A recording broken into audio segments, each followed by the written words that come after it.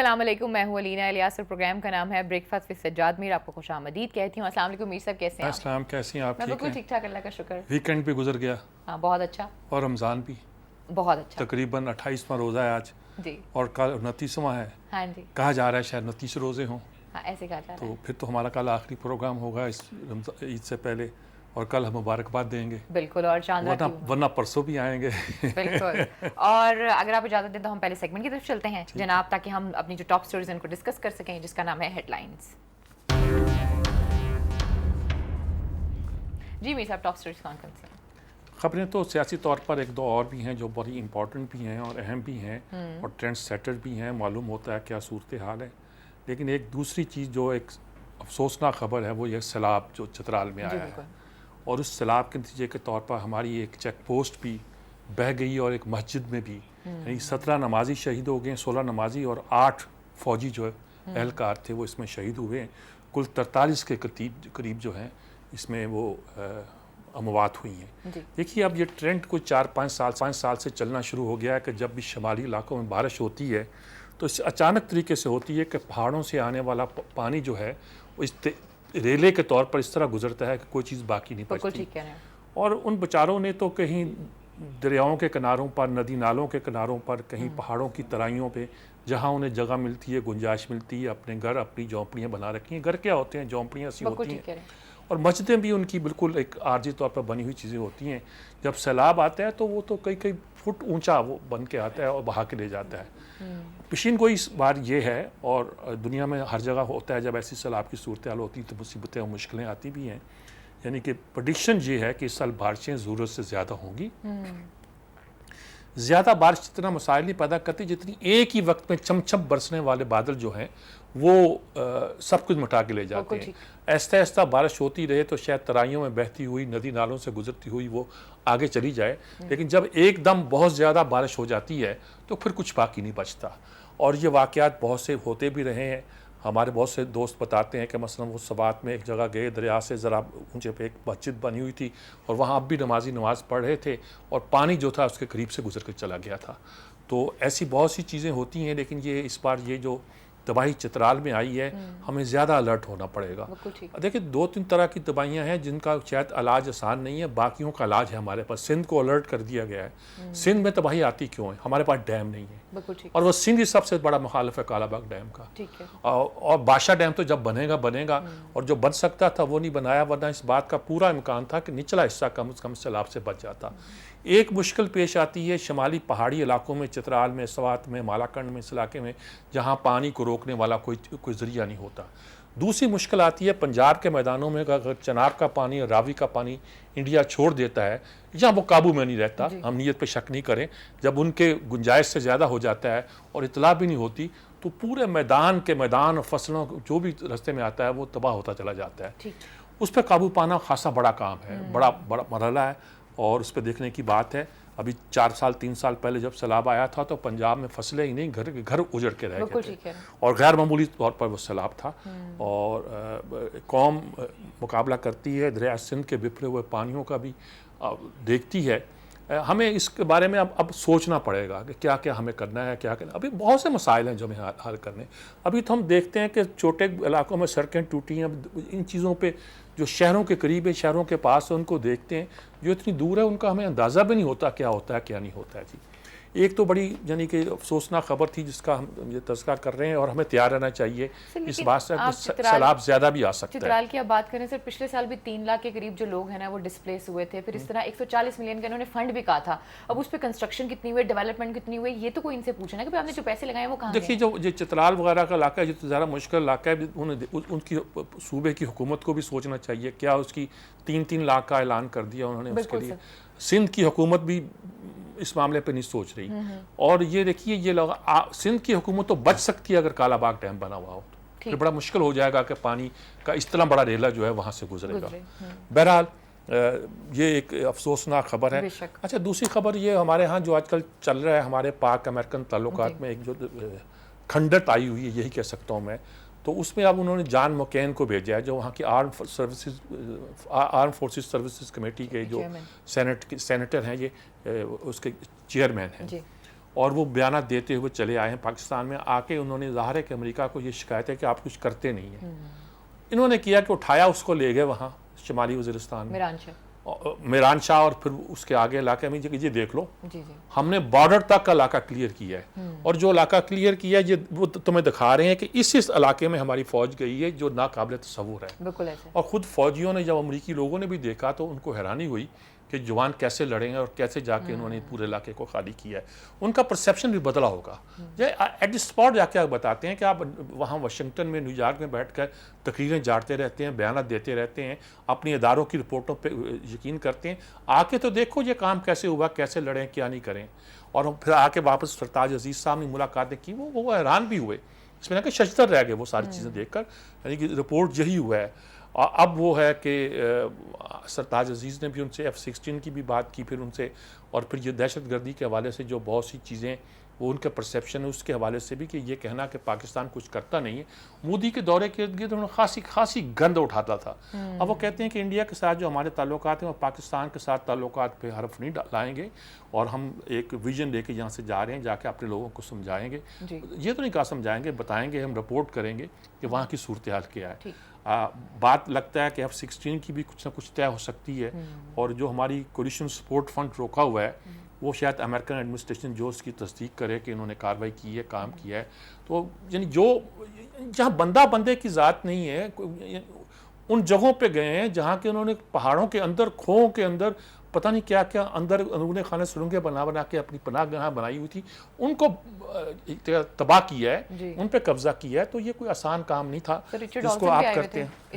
Richard Olson بھی آئے ہوئے تھے. رچرڈ آلسن تو خیر یعنی کہ پاکستان میں سفیر چونکہ رہ چکے ہیں, وہ تو اب ان کے ساتھ تھے.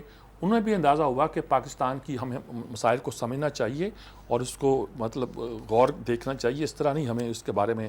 بہرحال انہوں نے کہا کہ واپسی جو ہے افغان مہاجرین کی وہ ہمارا مسئلہ ہے. آلسن نے بھی کہا کہ ہمیں 35 سال جو پاکستان نے میزبانی کی ہے اس کو نظر انداز نہیں کرنا چاہیے, اس کو بھولنا نہیں چاہیے. اور یہ یقینی کوئی چھوٹا کام نہیں تھا جو 35 سال تک پاکستان ان کی میزبانی کا. جنگ ہم نے لڑی, میزبانی ہم نے کی, معیشت کا ہمارے نقصان ہوا, دہشت گردی ہمارے ہاں پھیلی, تقریریں ہم کر رہے ہیں کہ ضیاء الحق نے پھیلائی ہے یا کس نے پھیلائی ہے, ہم ڈیوائیڈ اس چکر میں ہوئے ہیں. کچھ آپ نے کر دیا, کچھ یہ الگ بات ہے کس طرح ہمیں ڈیوائیڈ کیا گیا یا ہم کیسے ڈیوائیڈ ہو گئے. لیکن یہ پوری کہانی جو ہے یہ ہماری انہی چیزوں کے گرد گھومتی ہے جن کا تجزیہ کرنے کی ضرورت ہے. اس کا کسی خاص پالیسی سے تعلق ہے یا حالات کے اس جبر سے تعلق ہے جس کے ہم شکار ہوئے ہیں یا اسیر ہوئے ہیں. اس کے علاوہ بھی کچھ خبریں ہیں کہ ایک بنگلہ دیش میں واقعہ ہوا جی, وہاں ڈپلومیٹک انکلیو میں جو ہے وہاں ریسٹورنٹ پہ حملہ کیا جس میں کچھ لوگ ہلاک بھی ہوئے ہیں, اور اس پہ پھر اب داعش نے ذمہ داری قبول کی تھی. اب کچھ بیانات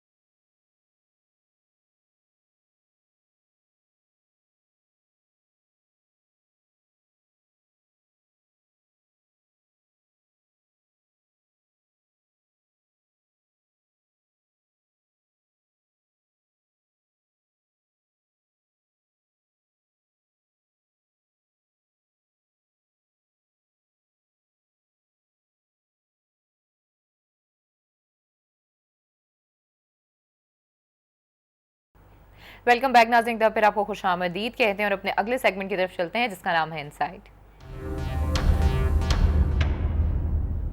جی میر صاحب، کون کون سے آرٹیکلز لے کر آئے ہیں؟ آج پہلے جی ایک ہمارے وہ نیکولس کرسٹوف کا ایک آرٹیکل ہے جس میں سعودی عرب پہ انہوں نے الزام لگایا کہ دہشت گرد۔ انہوں نے کہا کہ ایک وہ اس ملک کا نام بتاؤ جس میں یہ 3 باتیں ہوتی ہوں، ٹھیک کہ وہ مسلمان ملک ہے لیکن اس کا جو ایک نیشنل ہیرو ہے وہ عیسائی ہے، جس نے جب مسلمانوں نے حملہ کیا تھا تو اس نے دفاع کیا تھا، ملک کا کیا تھا کسی کا۔ پھر یہ ہے کہ وہاں بل کلنٹن جو ہے، ملک مسلمان ہے، کلنٹن کے نام سے ایک بولیوارڈ قائم ہے، وہ پاپولر ہے وہاں، اور ہلیری کے نام سے کپڑوں کی ایک کوئی چین ہے، تو اس ملک کا یہ بھی ہے۔ اور جس کے اور ایک آدھ بات اور بھی ان کے معنی، اس طرح کی 2-3 باتیں ان کے بارے میں ہیں جس کے بارے میں کوئی اس طرح کی افواہیں، تو انہوں نے کہا کہ وہ پتہ چلا کہ یہ اس ملک کا نام جو ہے وہ کوسوو ہے، دہشت، اور جہاں سے سب سے زیادہ دہشت گرد جو ہے وہ فلائی کر کے جاتے ہیں سیریا میں۔ انہوں نے کہا اس ملک کا نام کوسوو ہے۔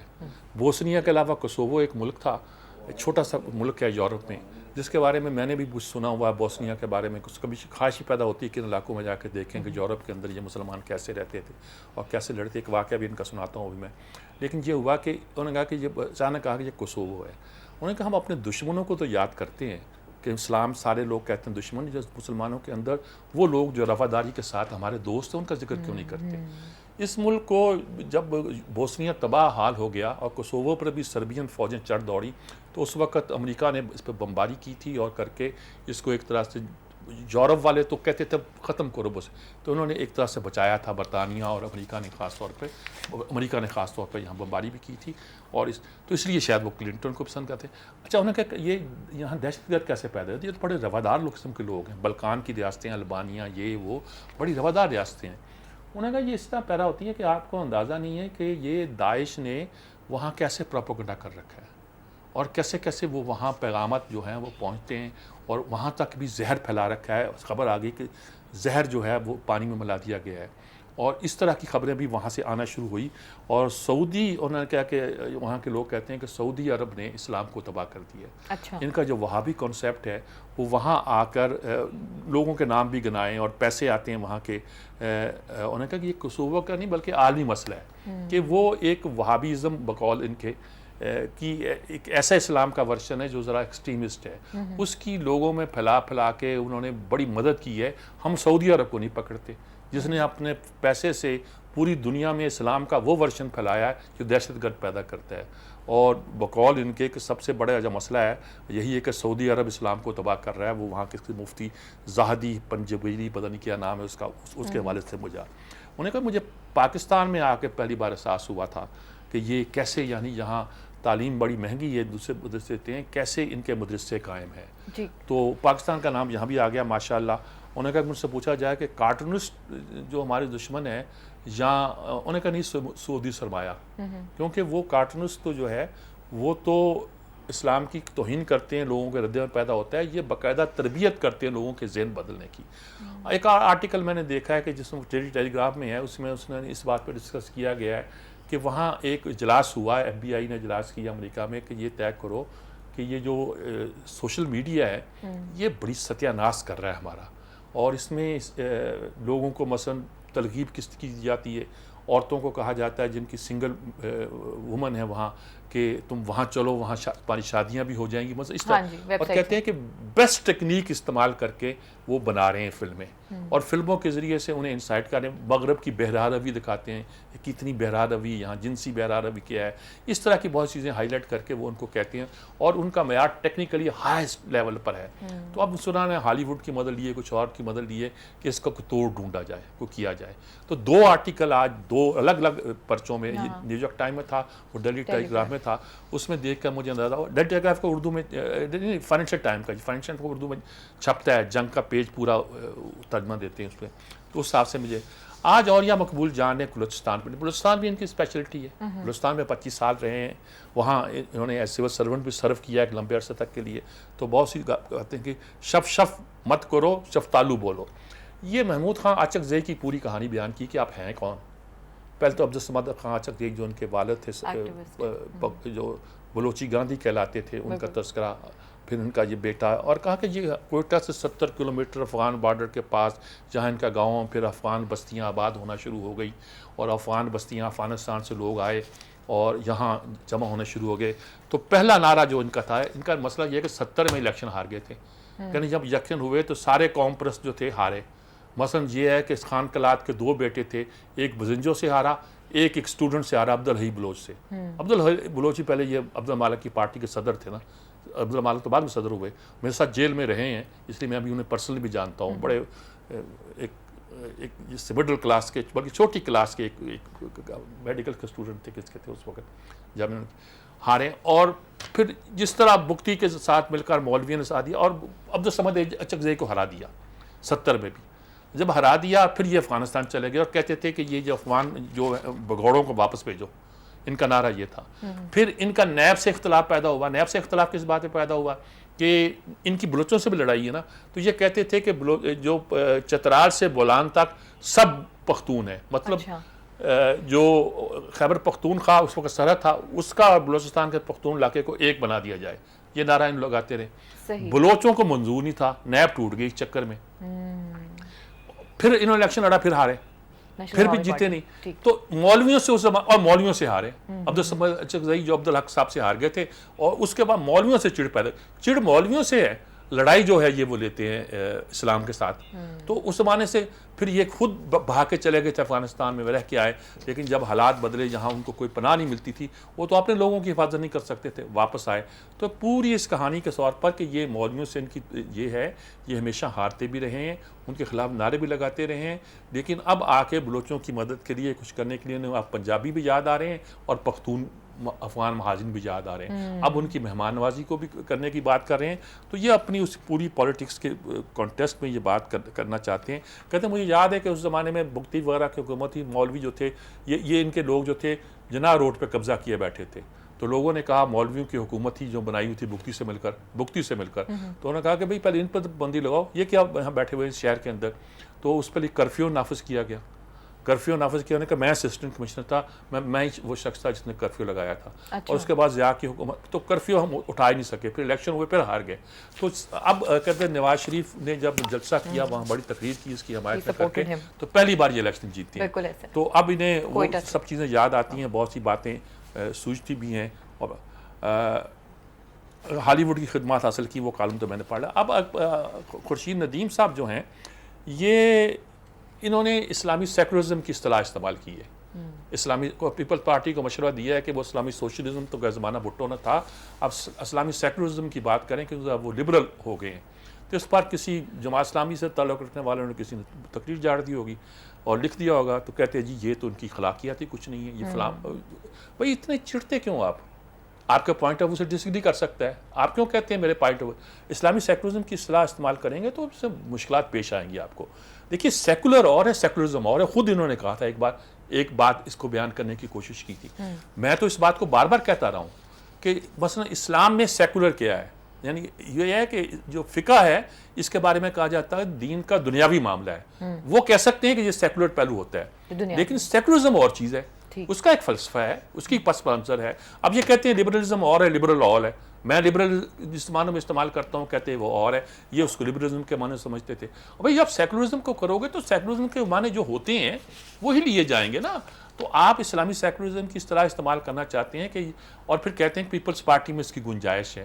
مذہب بنیادی طور پر لبرل ایک مکتب فکر ہے، مذہب دوسرا مکتب فکر. بھائی یہ نہیں ہے. اب آپ وہاں وہ گنوشی کو اس مثال پھر بھی دی ہے، ٹیونس کی مثال دی ہے کہ پیدا ہونا شروع ہو گیا. وہ اسلامی سیکولرزم پیدا نہیں ہونا شروع ہو گیا. وہ ایک دیکھیے اس اپروچ پر بھی بہت سی گفتگویں ہو سکتی ہیں.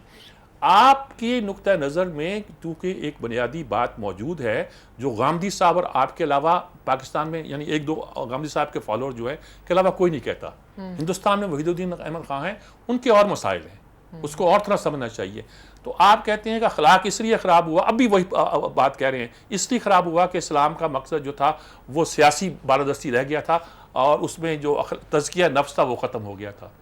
بھائی دیکھیے ان تمام بحثوں کو جس کو آپ سمجھے بیٹھے ہیں حرف آخر ہے، دوسرے بھی اس کو حرف آخر سمجھتے ہیں، تو پھر جب ایسی بات کریں گے تو اس میں بہت سی باتیں پیدا ہوں گی. اور جب آپ کہتے ہیں مذہب میں کوئی لبرل، دیکھیے میں بتاؤں آپ کو، عرض کروں، یہ ٹیونس کی جماعتوں کی، ترکی کی جماعتوں کی مثال دیتے ہیں نا آپ.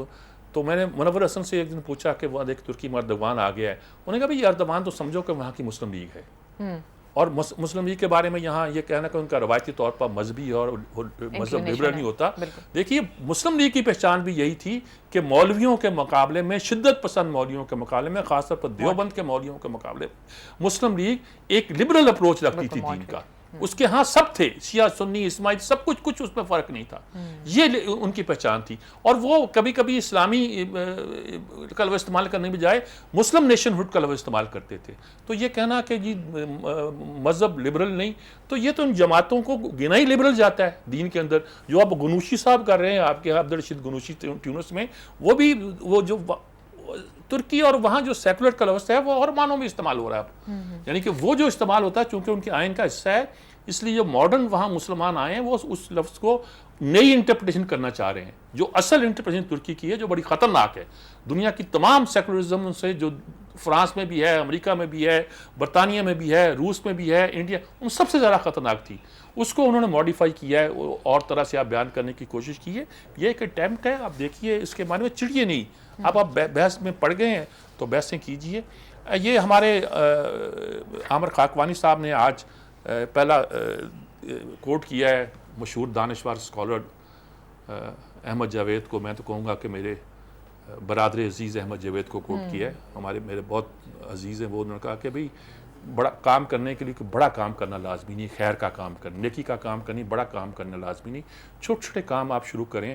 ہم تو سیکھتے ہیں، سفر میں بھی سیکھتے ہیں، اور چھوٹے چھوٹے کاموں سے ہی نیکیاں آگے منتقل ہوتی ہیں. بالکل ٹھیک بات کہی. اس کے بعد انہوں نے بہت سی مثالیں دی. ایک بات اس میں تو انہوں نے ٹھیک کہی ہے، لیکن اس کا ایک کونوٹیشن خراب بھی ہوتی ہے. ابھی جو ہمارے ہاں پوسٹ ماڈرنسٹ ہے نا، یہ کہتے ہیں کہ تم جو گرینڈ ڈیریویٹو وہ چھوڑ دو، بڑے بڑے تبدیلیوں اور باتوں کی دو، انقلاب یہ وہ چھوڑ دو، چھوٹی چھوٹی نیکیاں کرو. یہ چائلڈ لیبر کا بنا لو، یہ کاروباری کا بنا لو، یہ فلاں چیز کا بنا لو. ان سب نیکیوں کو مل کر ایک بڑی معاشرہ بدلے گا، نہیں بڑھے گا. جب آپ جاتے ہیں کاروباری کے خلاف، آپ کہتے ہیں مقدمہ درج نہیں ہوتا. کون مقدمہ درج نہیں کرنا دیتا؟ فیوڈل نہیں کرنے دیتا. اور کون نہیں کرنے دیتا؟ علاقے کا بااثر آدمی کون ہوتا ہے؟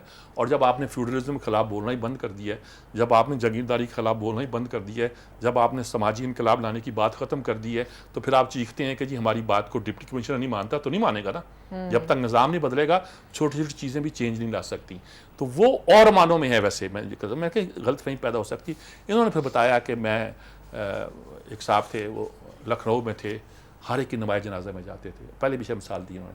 ہر ایک کی نماز جنازہ میں جاتے ہیں. کیا انہوں نے کہا پتہ نہیں اسی بدلے میں اللہ میری کام چھوڑ کر حجام تھے.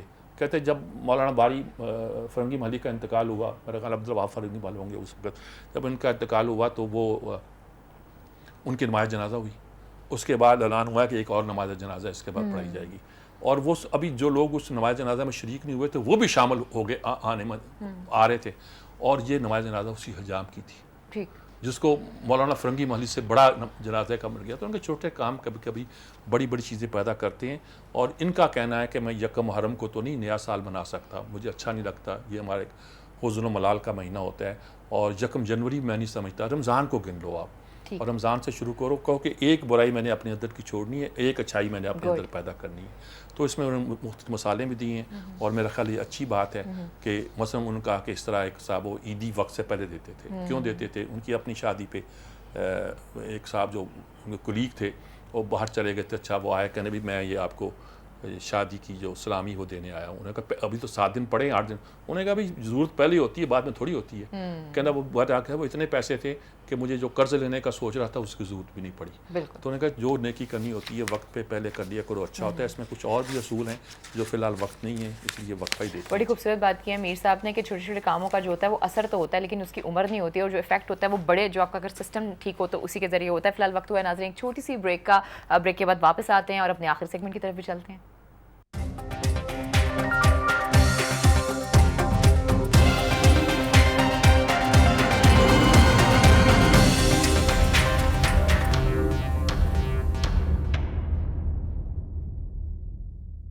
ویلکم بیک ناظرین، پھر آپ کو خوش آمدید کہتے ہیں اور اپنے آخری سیگمنٹ کی طرف چلتے ہیں جس کا نام ہے انپٹ.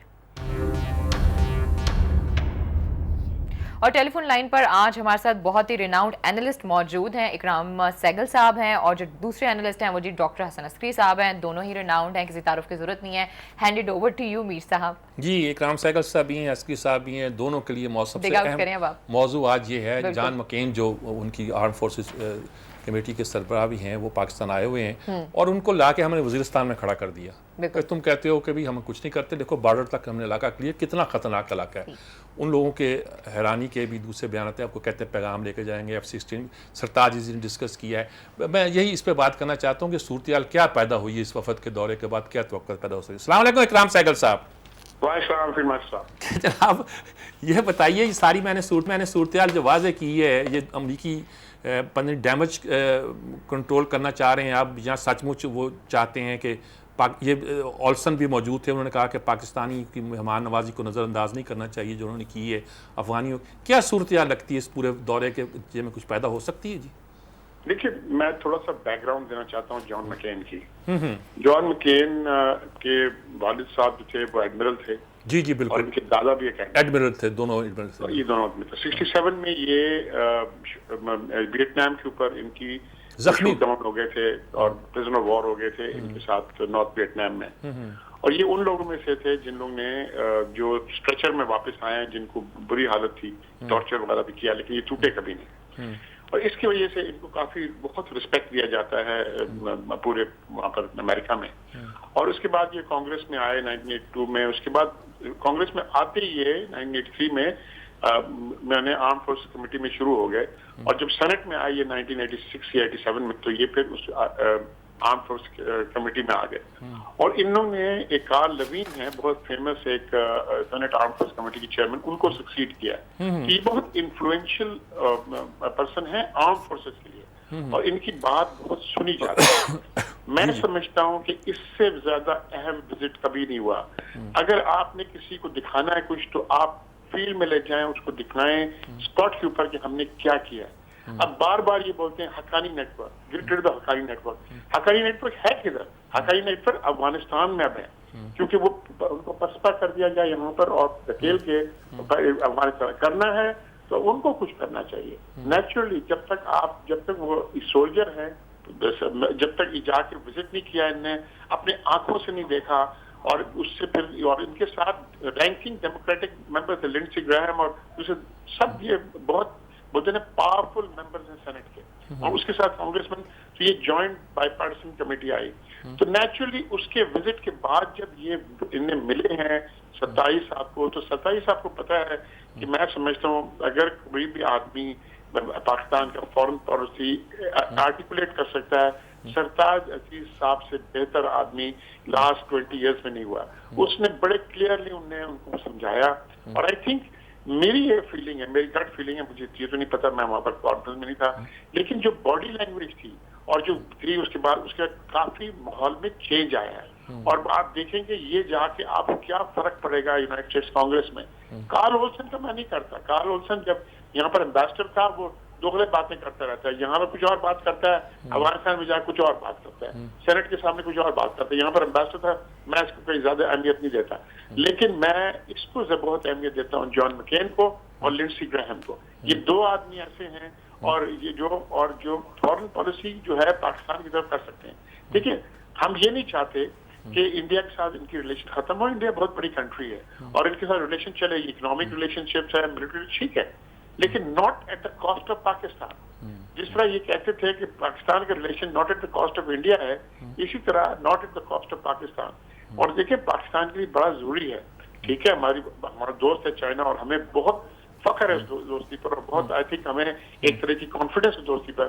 لیکن ایٹ دا سیم ٹائم ہم نے دنیا میں رہنا ہے, اور اس سپر پاور کے ساتھ ہم نے ایک ریلیشن شپ رکھنا ہے, اور اس لیے بڑا ضروری تھا. اور میں سمجھتا ہوں کہ اس سے زیادہ اہم وزٹ میں نہیں جانتا کہ عسکری صاحب سے ایگری کریں گے کہ نہیں, لیکن میں سمجھتا ہوں کہ اس سے زیادہ اہم وزٹ ابھی پاکستان میں لاسٹ فیو منتھس میں نہیں ہوا. جی عسکری صاحب, آپ کیا کہیں گے اس پوری صورتحال پر؟ اکرام سہگل صاحب نے بہت تفصیل کے ساتھ, پس منظر کے ساتھ اس بات کو بیان کیا, ہم بھی تذکرہ کرتے رہتے ہیں. آپ کیا لیتے ہیں اس وزٹ کو؟ جی اسکی صاحب کو میرا خیال لائن تھوڑی سی ڈراپ ہوئی ہے، اس پہ کرتے ہیں اتنی دیر میں اکرام سہگل صاحب آپ سے ایک دوسری بات، بنگلہ دیش کی صورتحال جو پیدا ہوئی ہے وہاں ڈپلومیٹک انکلیو میں، اب وہاں بھی ایکسٹریمزم آنی شروع ہو گئی ہے.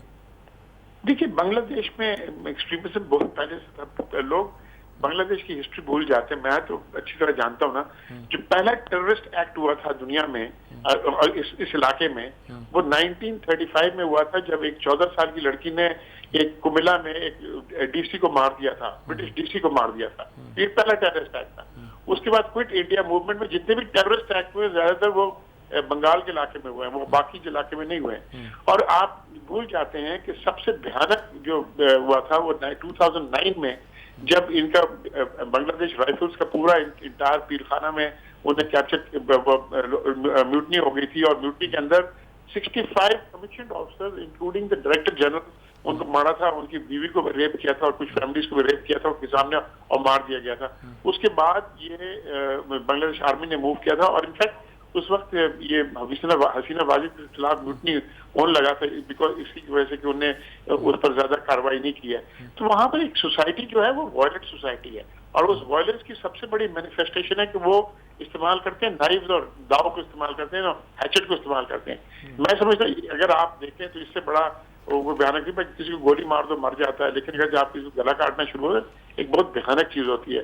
تو یہ سوسائٹی بھیانک سوسائٹی ہے، اس کو تھوڑا سٹاپ کرے تو کھڑی ہوتی ہے سامنے. ٹھیک بات ہے. ابھی آپ سے بات کرتا ہوں، ایک سوال ہی پوچھوں گا کہ اب حسینہ واجد کی جو موجودہ پالیسیاں ہیں آمرانہ، اس کا کیا اثرات ان باتوں پر. پہلے میں اسکی صاحب سے اسی پہ وزٹ جو ہے جان مکین کا، ہماری لائن کٹ گئی تھی، اب دوبارہ شامل ہے ہمارے ساتھ، ان سے پوچھنا چاہوں. جی اسکی صاحب آپ کیا کہیں گے اس وزٹ کے بارے میں؟ وہ تو بہت مطمئن ہیں اکرام سہگل صاحب، اور ان کا خیال ہے کہ اس کے نتائج اچھے نکلیں گے. دیکھیے میں اکرام سہگل صاحب کی بات کو آگے بڑھاؤں گا کہ یہ ایک بہت بڑی اپرچونٹی ہے پاکستان کے لیے اپنا پوائنٹ آف ویو کی لابنگ کرنے کے لیے. اور پاکستان کا جو بنیادی مسئلہ امریکہ میں ہے وہ کیپٹل ہل کے اوپر ہے، کیونکہ وہاں کانگریس میں دونوں ہاؤسز کے اندر کافی مخالفت ہے پاکستان کی. تو یہ ڈیلیگیشن جو آیا ہے جو کہ اہم لوگوں پہ مشتمل ہے، کم از کم کانگریس میں جا کے پاکستان کا پوائنٹ آف ویو جو ہے وہ پریزنٹ کرے گا کہ پاکستان نے ایشوز کو کس طرح ایڈریس کیا ہے. صرف ضرورت اس بات کی ہے پاکستان کی طرف سے کہ پاکستان کے فورن آفس والے اور جو بھی لوگ ان کو ملتے ہیں وہ ان ایشوز کو ایڈریس کرنے کی کوشش کریں جو ایشوز امریکن میڈیا یا امریکہ میں کانگریس پہ کے سیشن میں اور گفتگو میں جو ریز ہوتا ہے. اور یا انہوں نے کچھ ان میں سے ایشوز سارے تو ریز نہیں کیے ہوں گے، ڈپلومیسی میں بعض دفعہ سخت بات آپ نہیں کہتے، تو ان کو ایڈریس کرنا چاہیے. پاکستان کی امریکہ میں ڈپلومیسی جو فیل ہوتی ہے اس کی بنیادی وجہ یہ ہے کہ پاکستان والے اپنی ڈفلی بجاتے رہتے ہیں، اپنی جو ہے جو انہوں نے کہنا ہوتا ہے یا جو پاکستان میں گفتگو کر رہے ہوتے ہیں ایگزیکٹلی وہی گفتگو یہ لوگ پاکستان کے لوگ جو ہے یعنی ایمبیسی والے یا ہمارے جو سینیٹر نیشنل اسمبلی کے ممبران وہاں جاتے ہیں واشنگٹن، کبھی ان کو تھنک ٹینک میں اگر موقع ملتا ہے تو ایگزیکٹلی وہ وہی تقریر کرتے ہیں جو تقریر انہوں نے نیشنل اسمبلی میں کرنی ہوتی ہے یا پاکستانی پبلک کو کرنی ہوتی، جبکہ وہاں آپ کو ان ایشوز کو ایڈریس کرنا ہے جو غلط بھی الزامات ہو سکتے ہیں، ان ایشوز کو ایڈریس کرنا ہے جو کہ امریکہ کے تھنک ٹینکس میں، امریکہ میں کیپٹل ہل میں پاکستان کی طرف جو ان کی اپروچ ہے اس کو انفلوئنس کرتے ہیں. تو اس لحاظ سے یہ میں سمجھتا ہوں وزٹ بہت اہم ہے. اچھا اسکی صاحب ایک دوسرا مسئلہ ہم ڈسکس کر رہے تھے، اس لیے کہ آپ کی لائن ڈراپ ہو گئی تھی تو ہم نے اس وقت دوسرا مسئلہ بھی، بنگلہ دیش میں جو واقعات ہوئے ہیں اس کو آپ کس پرسپیکٹو میں دیکھتے ہیں؟ یہ جو دہشت گردی ہے، شدت پسندی ہے، اکرام سہگل صاحب کہتے ہیں کہ یہ ان بلٹ ہے وہاں کی سوسائٹی میں، بہت پرانی ان تاریخی طور پہ واقعات بھی بیان کیے 1935 تک کا بھی، اس کے بعد کا پہلے سارے واقعات بیان کیے. اب کچھ میں نے ایک سوال آخر میں پوچھا تھا جو پھر ہم آپ پر آ گئے کہ وہاں جو اب حسینہ واجد کی ایک ایٹیچیوڈ ہے، وہ پھانسیاں بھی لگا رہی ہیں، کسی کو بولنے نہیں دے رہی ہیں، زبان بندی کر رہی ہیں، اس کا بھی رد عمل ہو سکتا ہے کہ وہاں ایکسٹریمزم پیدا ہو جائے. دیکھیے دو سیٹ آف فیکٹرز ہیں جو آپ کو یہاں سمجھنے ضروری ہے. ایک تو یہی ہے کہ وہاں پہ یہ رجحانات ڈیولپ ہوئے ہیں انتہا پسندی کے over a period of time. اس کی وجہ یہ ہے کہ جس کی وجہ ان وجوہات کی بنا پر ینگ لوگ एलियनेट होते हैं, अदब वाबस्तगी पैदा होती है, वो तमाम के तमाम फैक्टर बांग्लादेश में उसी तरह मौजूद हैं जिस तरह पाकिस्तान में भी हैं। तो उनको आर्टिकुलेट करना होता है, इन तंजीमों ने किए हैं और इंतहा पसंदी वहाँ हमेशा से रही है लेकिन अब बढ़ी है। दूसरा फैक्टर मेरे नजदीक ये है कि हसीना वाजिद की जो गवर्नमेंट थी वो ज्यादातर पीछा कर रही थी जमात इस्लामी वालों का बांग्लादेश में, या बांग्लादेश नेशनल पार्टी वालों का जो कि उनके मुखालिफ है, उनको किसी तरीके से जो है महदूद करने की कोशिश में लगी हुई थी और थोड़ा बहुत काम उन्होंने इंतहा पसंद तंजीमों के खिलाफ भी किया है। लेकिन अब इस वाक़े से ये बात वाज़ेह हो गई है कि हसीना वाजिद के लिए ये बड़ा चैलेंज है और जो उन्होंने जमात इस्लामी, जो कि इस कॉन्टेक्स्ट में एक मॉडरेट इस्लामिक जमात नजर आती है, और बीएनपी जो है बांग्लादेश नेशनल पार्टी, वो भी एक पॉलिटिकल मॉडरेशन की जमात है, उनसे इतने फ्रंट नहीं खोलने चाहिए, वो कम करें और फिर इंतहा पसंदी का मुकाबला जो है वो ज्यादा आसान हो जाए। जी इकराम सहगल साहब, इस मसले पर आप क्या कहेंगे कि हसीना वाजिद की पॉलिसियों का भी इसमें कुछ दखल है और वो बांग्लादेश के जो एक मुआशरा है उसको ज़्यादा ख़राब कर रही है, क्या कहेंगे आप इसको? देखिए, बांग्लादेश एट द मोमेंट एक इंडिया की वैसल स्टेट है कंप्लीटली। वहां पर कोई भी मेजर अपॉइंटमेंट नहीं होती है इंडिया के कहने के बगैर। ठीक है, ये कुछ भी बोल रहे, इंडिपेंडेंस कर लें, कुछ भी कर लें, कंप्लीटली उनकी जितनी भी फॉरेन पॉलिसी है वगैरह वगैरह अब वहां से इंडिया डिक्टेट करता है, उनका एब्सोल्यूट होल्ड है। दूसरी बात यह है कि वहां पर ग्रेजुअली, जिस तरह हसन नसरी साहब कह रहे हैं, क्योंकि स्टाइफलिंग होगी डेमोक्रेसी की कंप्लीटली, और कंप्लीटली जब इन्हें होल्ड किया है उन्हें फौज को भी काफी कॉम्प्रोमाइज करा दिया है, अपना उन्होंने रैपिड एक्शन बटालियन लाए वगैरह। लेकिन एक बड़ी इंटरेस्टिंग बात है, मैं आपसे एक बात करता हूँ, वो उन्हें कोशिश की कि रैपिड एक्शन बटालियन जो उनकी उन्हें जो करा था, जो एक्चुअली अगर आप देखा जाए पस मंजर में तो इन्होंने पहले भी एक राखी बाहिनी क्रिएट की थी, उसी तरह इन्होंने क्रिएट की हुई है। लेकिन जब एक्चुअल एक्शन का वक्त आया तो फौज के बगैर वो नहीं कर सके। तो मैं समझता हूँ कि ये जो हसन नसरी साहब जो बात कर रहे हैं, मैं बिल्कुल नहीं सरप्राइज होऊंगा। साल, 2 साल, 3 साल, 6 महीने आप देख लें, आर्मी की तरफ से दखल आएगी, आर्मी नहीं एक्सेप्ट करेगी, उनकी आर्मी नहीं एक्सेप्ट करेगी। 7.5 डिवीजन ज्यादा हमारे जो लड़ते वक्त 1971 में 3.5 डिवीजन थे, आज 7.5 डिवीजन किस तरह खड़े किए गए, क्यों खड़े किए गए?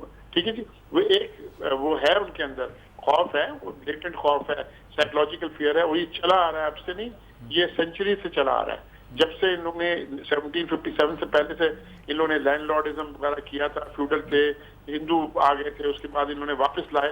ये एक बहुत बड़ा हिस्ट्री जो अभी हसन नसरी साहब बेहतर पढ़ सकते हैं। लेकिन आप बिल्कुल हसन नसरी साहब कहते हैं कि जो अभी हसीना वाजिद ने जो पॉलिसीज अख्तियार किए हैं उसकी रिएक्शन होगी और ऑलरेडी हो चुकी है। वो अभी स्मॉल स्केल पर होगी, जो वाइड स्केल पर होगी तो आप देखिए वहाँ ब्लड बात होगी जरूर। जी अस्की साहब को अब आखिर हम वाइंड अप कर रहे हैं। इकराम सहगल साहब तो बांग्लादेश में रहे भी हैं, फाइट भी किया इन्होंने, और एक तरह के कैदी बने हैं वहाँ। सारी इनकी कहानी है, समझते हैं उनको, पूरी सूरत हाल को जानते भी हैं। आप क्या कहते हैं, हसीना वाजिद की ये पॉलिसियाँ किस हद तक बांग्लादेश को लिए किस रास्ते पर ले जा रही हैं? देखिए, हसीना वाजिद ने किया ये है कि हर इंस्टीट्यूशन को अपने कंट्रोल में किया है, कुछ हद तक ये कामयाबी भी हुई है। उसकी बुनियादी वजह ये थी कि जो पिछले इलेक्शंस हुए हैं उसमें बीएनपी वालों ने बाइकआउट कर दिया, जिसकी वजह से तकरीबन आधी पार्लियामेंट अनअपोज्ड इलेक्ट हुई है, जिसकी वजह से उसे एक स्वीपिंग पावर्स हो गई है। लेकिन जो बांग्लादेश की सोसाइटी जिस किस्म की है, मेरा अपना ख्याल ये है कि एक रद्द अमल तो इसमें अब पैदा होना शुरू होगा, क्योंकि जो एक सिक्योरिटी का तस्वुर था कि इसने अपोजिशन को दबा के और मुखालफिन को एक साइड पे करके एक इम्प्रेशन ये दिया था कि गालबन बांग्लादेश में सिक्योरिटी है, इंतहा पसंद लोग जो हैं वो ब्लॉगर्स को तो मार रहे हैं लेकिन ज्यादातर उनका इम्पैक्ट लिमिटेड है। अब जाके वो मिथ जो है वो टूटा है, और मेरा अपना ख्याल ये है कि वहाँ पे अब बांग्लादेश की गवर्नमेंट के खिलाफ रिजेंटमेंट माजी की निस्बत जो है वो ज्यादा बिल्ड होगी। ये है कि किस हद तक वो इन अदारों को अपने कंट्रोल में रख सकेंगी। ठीक बात है जी, बहुत अच्छी बात है। इकराम सहगल साहब का कहना है कि ये आप कहते हैं हसीना वाजिद ने क्या रखा है, वो कहते हैं कि उन्होंने कर रखा होगा, लेकिन ये कंट्रोल वहाँ पूरा نظام قائم کرنے میں انڈیا کا ہے. یہ ساری باتیں جو ہمیں دیکھنی چاہیے. اجازت چاہوں گا, وقت بالکل ختم ہو رہا ہے. آپ دونوں کا بہت بہت شکریہ. تینوں بہت شکریہ. اور جو پہلی ہماری ٹاپ سٹوری تھی اس حوالے سے بھی بڑی پازیٹیو بات ہے کہ ہو سکتا ہے پاکستان کو F-16 بھی مل جائیں اور جو فنڈ ہے وہ بھی ریلیز ہو جائے, کیونکہ جان مکین جب یہاں آ رہے تھے اس سے پہلے انہوں نے اجلاس بھی کیا تھا اور فنڈز کو لے کے کافی اپروول بھی دی ہیں. مجھے اور میر صاحب کو اجازت دیجیے, اپنا بہت خیال رکھیے. کل دوبارہ ملاقات ہوگی, تب تک کے لیے اللہ حافظ.